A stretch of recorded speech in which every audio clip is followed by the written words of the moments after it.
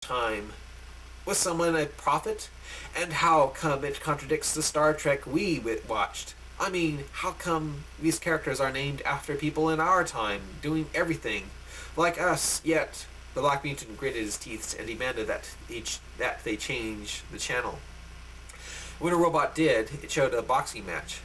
Two black two blacks were fighting. It then showed another fight with the tall black man pounding another black man down into the canvas. It was the news showing the fantastic fight clips of the heavyweight championship of the world. He was a tall, powerful-looking black man by the name of Tyrone T. Nimbus. The news showed Nimbus in the ring with the former heavyweight champion Mike Tyson. Tyson was trying to land a bomb on Nimbus's jaw, but Nimbus was too fast. Tyson kept on missing. Then Nimbus hit Tyson squarely on the jaw, knocking Tyson to the canvas in the first round. There was a cut to showing Nimbus hitting the little Tyson at will. Tyson tried to cover, but Nimbus was so strong and fast that Tyson didn't survive into the third round. The sports announcer said, "That was Nimbus's third outing of little Mike Tyson, showing to the world that Nimbus is only in the class by himself. Nimbus unmistakably is proving to the world that he is definitely going to be the greatest boxer of the 20th century, maybe even better than Muhammad Ali. Oh, excuse me, we now have some words from Mr. Nimbus's manager." The manager came on and told the newscaster that Nimbus is going to be the greatest boxer of all in boxing history, that he could have beaten Ali easily because he is faster and hits harder than Ali ever could. "That may be so," the sports announcer said the sports announcer. "And the way fight analysts are talking, he should be able to give the unbeatable Steve Sheridan a real workout tomorrow night in Tokyo City."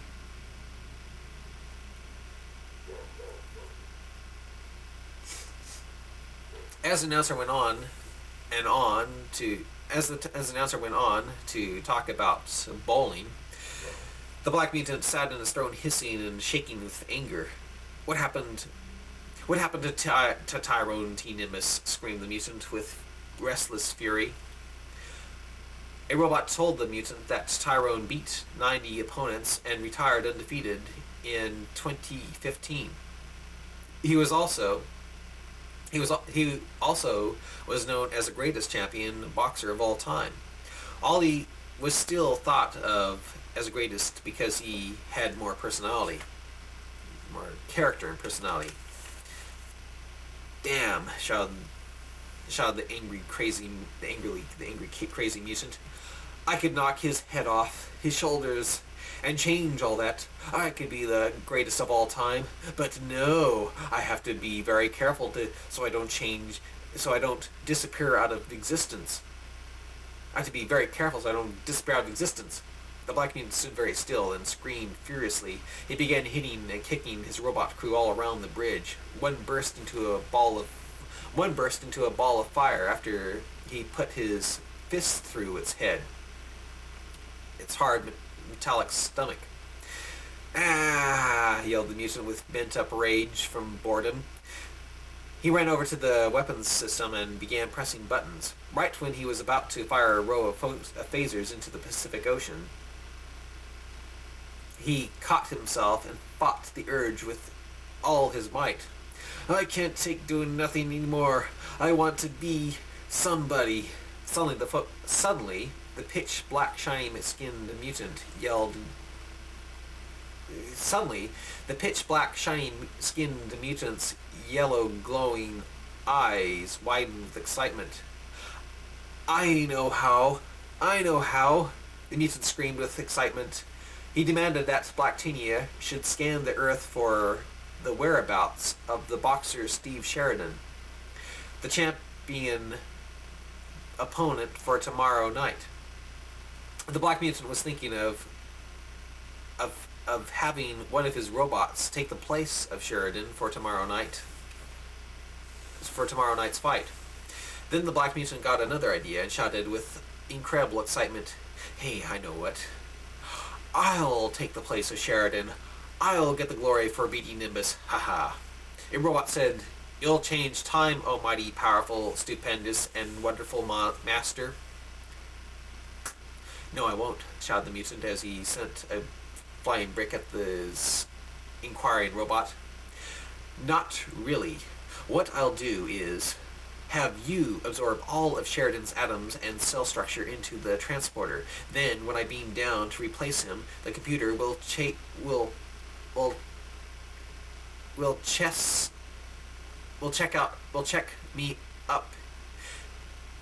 dress me up in the DNA of Sheridan.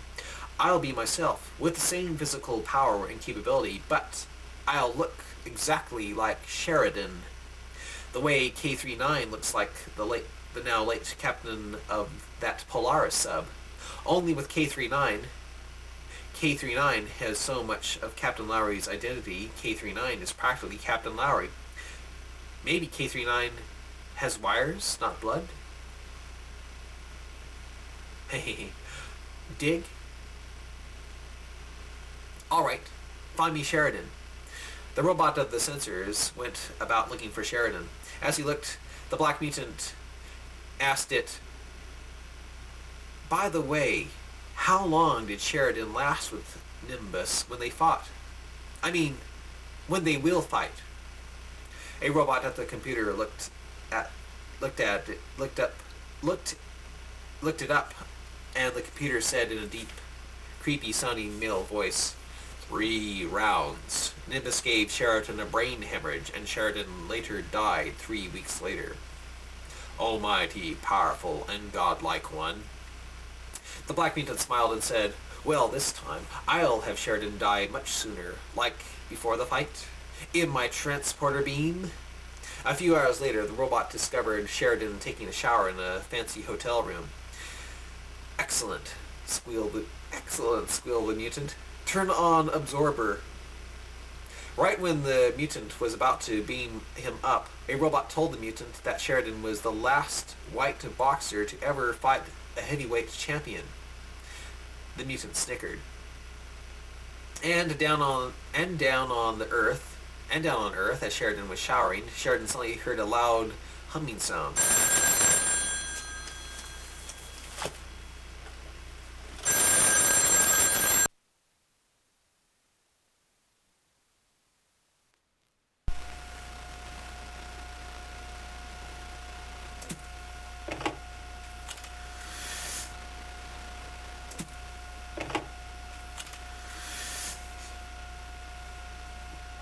And down on Earth, as Sheridan was showering, Sheridan suddenly heard a loud humming sound. "What's going on here? What's going on here?" he said with his Philadelphia accent. Sheridan fiddled around with the water tap to see if that was causing the humming sound. He then turned the water off.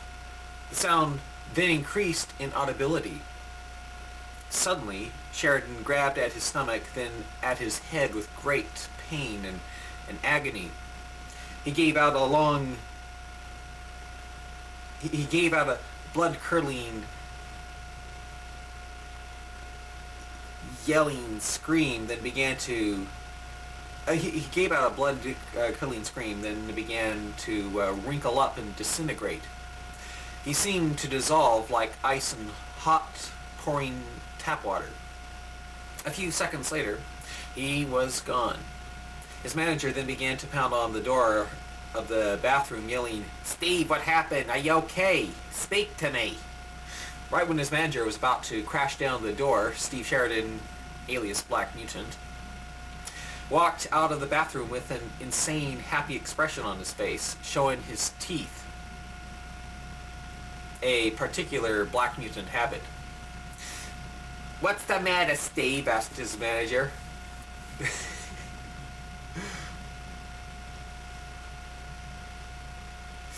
The counterfeit Steve said, Someone must have used the cold water while I was taking a hot shower.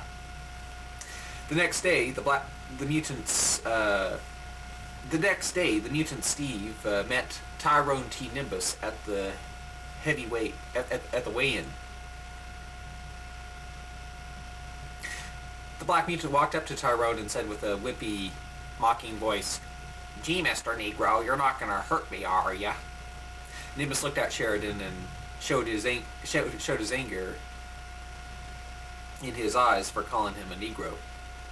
"You's asking for it, ain't you, Honky?" "Well, considering that I'm the last white hope to ever fight a world heavyweight champion, I guess I win. I guess I am." "What's that mean?" The reporters were looking puzzled. What happened to Mr. Sheridan's New York accent, they wondered. What happened to Sheridan's New York accent? They were also surprised that Sheridan was 10 pounds heavier. Instead of 210, he now weighed 220. "Aren't you working out?" asked his trainer. "No," laughed the mutant Sheridan. Tyrone weighed in at 267. He stood 6'7" he stood 6'7", and Sheridan Mutant stood 6 foot. "What?" asked his trainer. "You shrunk 2 inches? You gained 10 pounds?" People started wondering if Sheridan was an imposter. The Black Mutant then said in a New York accent, "I ain't no imposter. I'm Sheridan, believe me." "We'll see after the fight tonight. We'll see after the fight tonight," said his manager. A few hours later, 5 hours before the fight, the Black Mutant Sheridan was watching Rocky 1 and getting some ideas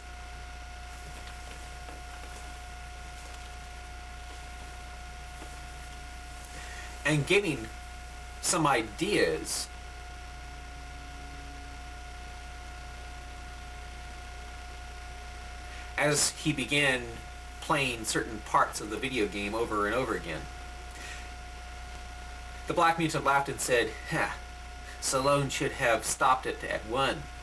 The mutant then smiled and began impersonating Rocky. He started saying, You know what I mean all the time. You know what I mean? Ha ha ha.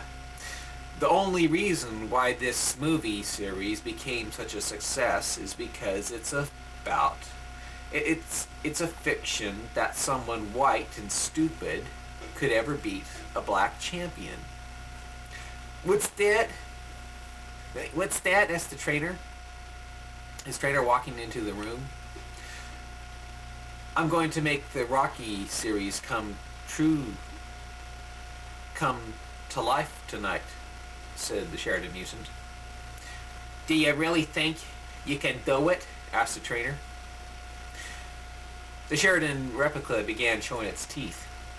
"I mean, you told me last week that you don't expect to go the distance. Only last maybe 5, then collect your million. You don't really expect to beat this guy, do you?" Hearing the manager say that got the Black Mutant inside his Sheridan skin to shake violently with fury.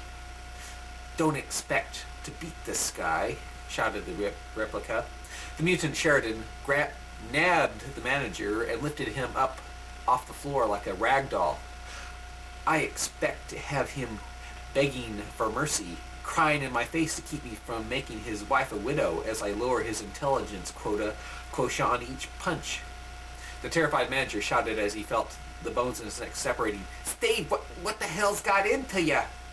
The Black Mutant then suddenly realized that he was breaking character. "I'm sorry, I'm so sorry," he snickered, tossing the man onto the bed. The manager then shouted, "Steve, what's happening to your face, your skin?" The Black Mutant looked nervous and ran into the bathroom to look into the mirror. His eyes were starting to glow yellow.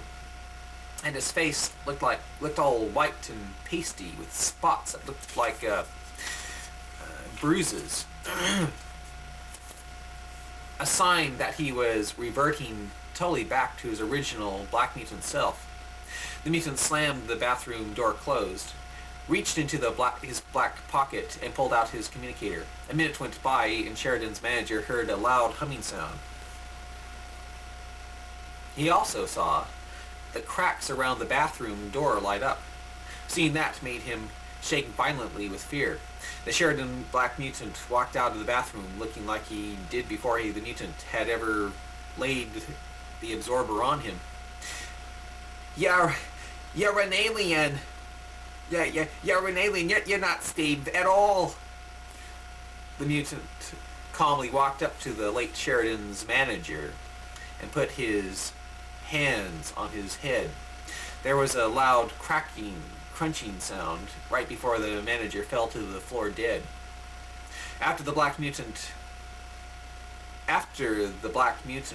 Sheridan put him under the bed, he went to fight Nimbus.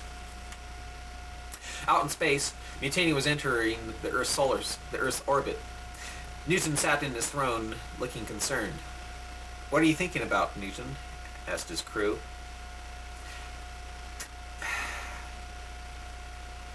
"That dark mutant opponent of mine. I sure hope he doesn't do something foolish. If he just hurts one person, it could be disastrous. We could return to our own time and find everything totally different. If he kills a few people, it might even cause a war. We may end up back in our time. I should say, up in our time, trying to learn Russian, even.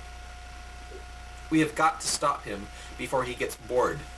Sheena, why don't you turn on the viewing screen and look for TV channels? Maybe we will see something interesting."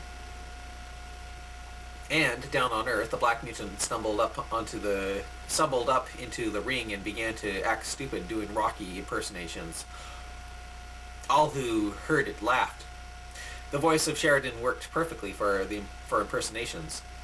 Then everyone cheered when Tyrone Nimbus walked into the ring. He started clowning with Sheridan, alias Black Mutant, Evil Mutant, and saying, "You's going down, little honky." Nimbus patted the Black Mutant on the head, causing the mutant's eyes to glow a little.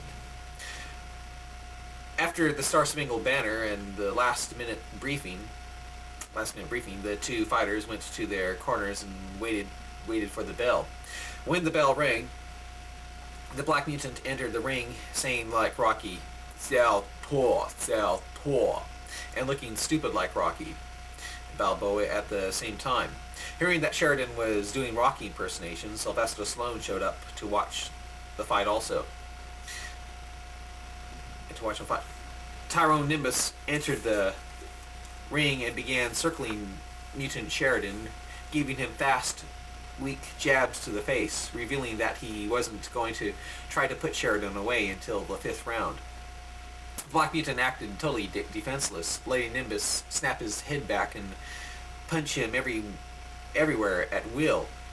No one was really interested in the fight because they realized that this wasn't a fantasy Rocky movie where white can beat a black, but reality where it's just the opposite. No one was thinking that this thing was going to go past round 3. Everyone had their bets that Steve Sheridan would be down in the middle of round 2. Suddenly, like Rocky in the first movie, white honky Sheridan landed a haymaker on the jaw of Nimbus, sending Nimbus tumbling onto his back.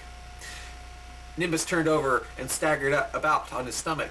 The mutant acted stupid like Rocky in the first movie and acted like he didn't know what corner to go to from the now incredibly excited crowd. Everyone was shocked and astounded. The great white dope is now the great white hope, again shouted an excited reporter. All over the earth, the news that a little honky had just downed the best black fighter of all time caused everyone to tune into HBO, the one channel that was broadcasting it. Everyone, including the crew of Mutania. Nimbus would have lost right there and would have been counted out, but the mutant planned it out that he would act stupid and delay going to the corner so Nimbus could get on his feet. Nimbus looked shocked. With terror and a surprised look on his face, he charged in on Steve Sheridan to put him away before he could land another bomb on him like that again. Nimbus was hitting his counterfeit opponent with his strongest punches.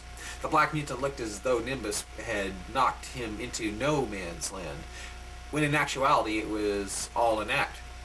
Nimbus backed the strange, dazed, glassy-eyed man up into the corner and began bashing Sheridan with his strongest right crosses right into the temple of the Black Mutant.